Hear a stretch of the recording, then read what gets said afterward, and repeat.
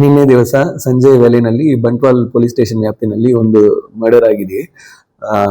ಅದರಲ್ಲಿ ಲಾವಣ್ಯ ಎಂದು ಒಂದು 21 ವರ್ಷದ ಹುಡುಗಿಯನ್ನು ಯಾರೋ ಒಬ್ಬ ವ್ಯಕ್ತಿ ಮರ್ಡರ್ ಮಾಡಿದಾನೆಂದು ಒಂದು ದೂರು ಬಂದಿದೆ.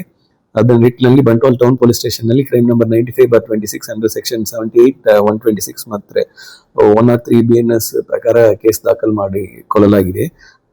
ಅದು ಎನ್ಕ್ವೈರಿ ಸಂದರ್ಭದಲ್ಲಿ ಅವಳನ್ನು ಮರ್ಡರ್ ಮಾಡಿರೋದು ಅವಳ ದೂರದ ರಿಲೇಟಿವ್ ಆಗಿದ್ದ ಚೇತನ್ ಎಂದ ಒಬ್ಬನು ಆ ಹುಡುಗಿಯನ್ನು ಏಕಪಕ್ಷವಾಗಿ ಲವ್ ಮಾಡ್ತಾ ಇದ್ದ. ಅವನೇ ಮರ್ಡರ್ ಮಾಡಿದ್ದಾನೆ, ತಲ್ವಾರನ್ನು ತಗೊಂಡು ಬಂದು ಎಂದು ಗೊತ್ತಾಗಿದೆ.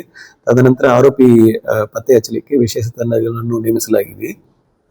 ಇವತ್ತಿನ ಬೆಳಗ್ಗೆ ಆರೋಪಿಯನ್ನು ಮ್ಯಾಂಗ್ಳೂರ್ ನಲ್ಲಿ ಅವನನ್ನು ಸೆಕ್ಯೂರ್ ಮಾಡಿಕೊಳ್ಳಲಾಗಿದೆ. ತದನಂತರ ಅವನು ವಿಚಾರಣೆ ಮಾಡುವಾಗ ಅವನು ಇಲಿ ಪಾಶನ ತಗೊಂಡಿದ್ದಾಗ ಹೇಳಿರ್ತಾನೆ. ಈ ನಿಟ್ಟಿನಲ್ಲಿ ಅವನನ್ನು ಸರ್ಕಾರಿ ಆಸ್ಪತ್ರೆಯಲ್ಲಿ ಈಗ ಅಡ್ಮಿಟ್ ಮಾಡಲಾಗಿದೆ. ನಂತರ ಅವನನ್ನು ಅರೆಸ್ಟ್ ಪ್ರೊಸೀಜರ್ ಕಂಪ್ಲೀಟ್ ಮಾಡಿ ಈಗ ಲೀಗಲ್ ಮುಂದೆ ಕಾನೂನು ಕ್ರಮ ತಗೊಳ್ಳಲಾಗುವುದು.